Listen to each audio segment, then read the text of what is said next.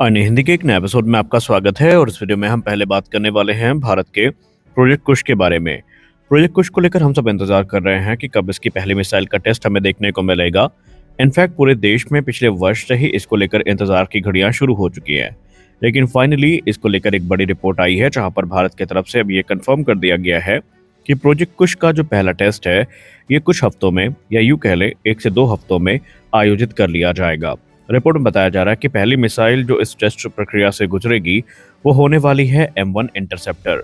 M1 interceptor की जहां तक बात रही तो इसकी मारक क्षमता 150 किलोमीटर की है और ये अब फुली फैब्रिकेटेड है, यानी बन के तैयार है और ग्राउंड ट्रायल्स को पूरा कर रही है। इसके बाद हमें क्रमशः M2 देखने को मिलेगी। M2 की रेंज 250 किलोमीटर होने वाली है, जबकि M3 जो इसकी top of the line missile होने वाली है उसकी रेंज 400 किलोमीटर तक क्लेम की जा रही है। हालांकि पहले टेस्ट M1 का होगा और चरणबद्ध तरीके से बाकी की जो मिसाइल्स हैं वो आने वाले वर्षों में टेस्ट की जाएंगी। हमारी अगली बड़ी अपडेट रूस से आ रही है। रूस ने Su-57 को लेकर के चल रही अटकलों का खंडन किया है, जहां पर F-35 के जैसे ही रूस पे आरोप लगाया गया कि जैसे अमेरिका का कंट्रोल F-35 पर होता है और अमेरिका किल स्विच की सहायता से जब चाहे F-35 को डिसेबल कर सकता है, और रूस भी Su-57 के साथ कुछ ऐसा ही कर रहा है। इसका खंडन करते हुए रूस ने कहा कि फिलहाल भारत को जो Su-57 दिए जा रहे हैं उसमें रूस का कोई कंट्रोल नहीं होगा,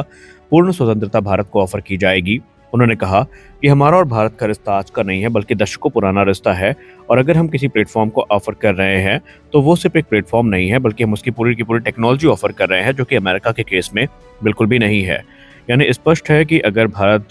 Su-57 की तरफ जाता है तो इस एयरक्राफ्ट पर भारत का पूर्ण कंट्रोल होगा। भारत को TOT और जो सोर्स कोड है ये भी मुहैया करवाए जाएंगे। तो देखते हैं अब भारत सरकार इसको लेकर क्या निर्णय लेती है, क्योंकि रूस ने तो अपना दांव स्पष्ट कर दिया है कि कम दाम पर बेहतरीन प्लेटफॉर्म भारत को वो ऑफर कर रहे हैं।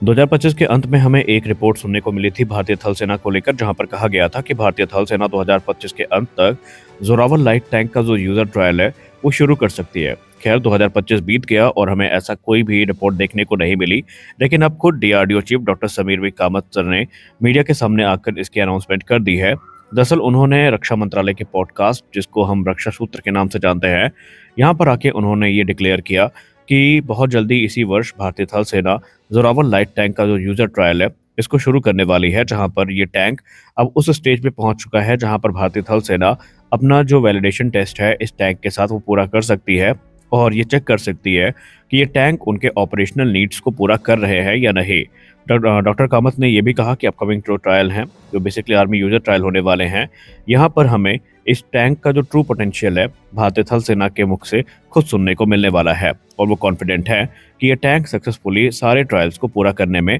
सक्षम है। हमारी अगली बड़ी अपडेट भारतीय वायुसेना के Mi-17 हेलीकॉप्टर फ्लीट को लेकर आ रही है। Mi-17 को लेकर हम लोग एक बात अच्छे से जानते हैं कि अभी ये तकरीबन 1 दशक तक भारतीय वायुसेना की सर्विस में रहेंगे और इनका एक ही रिप्लेसमेंट आने वाला है, वो है IMRH। हालांकि उसको अभी एक्सेप्टेंस ऑफ नेसेसिटी या यूं कह लें CCS अप्रूवल नहीं मिला है, लेकिन Mi-17 के रखरखाव के लिए, इनके एडवांसमेंट के लिए डिफेंस एक्विजिशन काउंसिल की तरफ से एक बड़ा निर्णय लिया गया है, जहां पर डिफेंस एक्विजिशन काउंसिल ने एक्सेप्टेंस ऑफ नेसेसिटी एक इंपॉर्टेंट कंपोनेंट को प्रदान करी है Mi-17 के लिए, और वो है DRDO के द्वारा विकसित किया गया इलेक्ट्रॉनिक वॉरफेयर स्वीट। जी हाँ, DRDO द्वारा विकसित किया गया जो एडवांस इलेक्ट्रॉनिक वॉरफेयर स्वीट है, इसको क्लियरेंस मिल चुकी है Mi-17 V5 में इंटीग्रेशन की,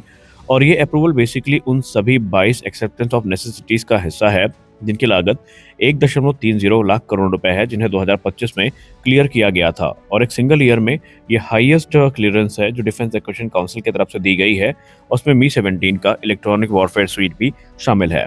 हमारी अगली बड़ी अपडेट बांग्लादेश को लेकर आ रही है। बांग्लादेश इस समय अपनी वायुसेना को मजबूत करने का हर यथासंभव प्रयास कर रहा है। पहले रिपोर्ट्स आ रही थी कि बांग्लादेश यूरोफाइटर टाइफून को लेकर लगभग कंफर्म है कि डील फाइनलाइज होने वाली है, तो इसी को लेकर एक और बड़ी रिपोर्ट सामने आई है, जहां पर बांग्लादेश ने अब पाकिस्तानी J-17 थंडर को खरीदने का अपना जो इंटरेस्ट है उसको मजबूत कर लिया है, और मिलिट्री वॉचर्स ये कहते हैं कि J-17 को लेकर पाकिस्तान, चाइना और बांग्लादेश के बीच में जो बातचीत है ये ऑलरेडी शुरू हो चुकी है। हालांकि पाकिस्तान ये क्लेम करता है कि मल्टीपल टाइम्स इस जेट ने अपनी कैपेबिलिटी प्रूव करी है, और उनका जो सो कॉल्ड क्लेम है जहां पर वो ऑपरेशन सिंदूर का जिक्र भी करते हैं, ये बात अलग है कि कबाड़ के भाव उनके जो जेट है वो गिरे थे।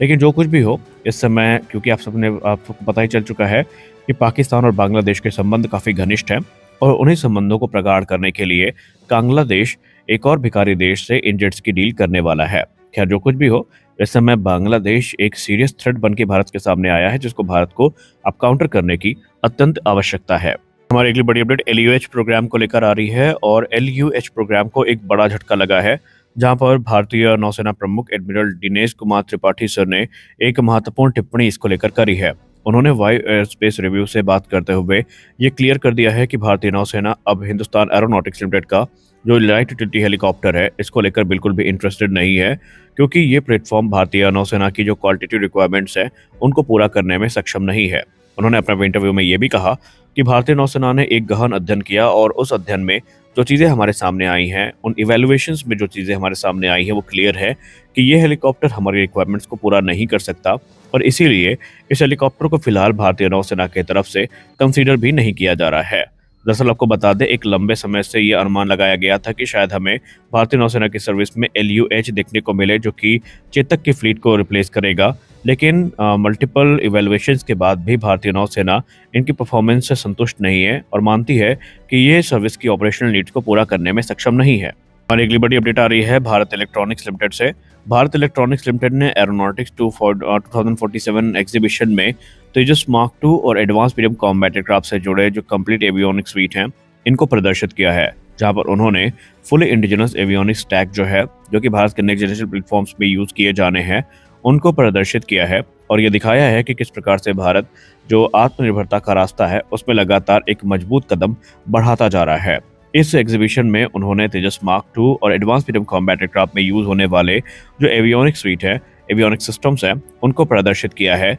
और ये दर्शाया है कि वो इस समय पूरी तरीके से तैयार है अपने इंटीग्रेशन के लिए। और बीईएल के अधिकारियों का मानना है कि यहाँ पर इस समय वो लोग एक ऐसे 5th जनरेशन डिज़ाइन फिलॉसफी पर काम कर रहे हैं जो कि मौजूदा प्लेटफॉर्म की कैपेबिलिटीज़ को काफ़ी ज़्यादा इन्हांस कर देगा। देखिए, यहाँ पर हम लोग पहले से जानते हैं कि बीईएल के अपनी तैयारी कर ली है, उन्होंने अपनी कमर कस ली है और हमारे जो इंडिजिनस प्लेटफॉर्म होने वाले हैं उनकी ताकत इंडिजिनस कंपोनेंट से ही बढ़ाई जाएगी। हमारी अगली और अंतिम अपडेट आ रही है भारतीय थल सेना के सूर्यास्त्र को लेकर के। सूर्यास्त्र जो कि एक multi calibre rocket launcher system है, इसको भारतीय थल सेना के द्वारा आर्मी डे परेड में प्रदर्शित किया जाएगा। दरअसल ये न्यूली इंडक्टेड जो Suryastra multi calibre rocket launcher system है, इसको जयपुर में पहली बार थल सेना दिवस के दिन प्रदर्शित किया जाएगा, जो कि 15 जनवरी को मनाया जाना है। ये परेड जो है ये महल रोड में शुरू होगी और इस बार भारतीय थल सेना अपने जो एडवांस इक्विपमेंट्स हैं उनको दिखाने में काफ़ी ज़्यादा उत्साहित है।